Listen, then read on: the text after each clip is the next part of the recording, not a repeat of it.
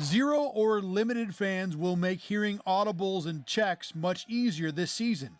Rochester native and longtime NFL O-line coach Paul Alexander says coaches need to adjust. If they just roll out last year's installation and last year's playbook that they ran in training camp, which I'm sure some will do, then I don't think they're thinking ahead of the curve here. Teams will be listening to the TV broadcast and on the field to decode signals, but defenses still must be careful. If I knew something was on the TV copy, well, that might become something else. And so, or at least the first drive, so that I just don't let the defense trust their ears. I would probably wait until the second or third quarter before, okay, I'm about to take a chance now because it's been adding up. Here it is versus, okay, this is the first time I hear it. Let me go do it. Nah, hold on. Let me see if they try and trick me first. Offenses have another big advantage: margin for error. If the defense busts because we're trying to get creative with how we hide our calls and there's a miscommunication, that leads to a touchdown where if one guy runs the wrong route on offense,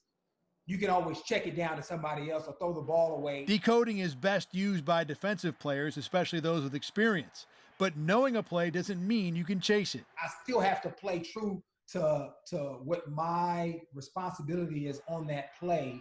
And then if I know it's coming in my area, I can be more aggressive. Offenses may expand their code word list, but the risk is confusing your own team. It's going to require you to be a lot more creative and probably do a lot more dummy calls because you're not going to want to switch it up every single week. It's honestly like learning a new language. Some of the great players in NFL history were not only good at decoding signals, but were willing to act on it.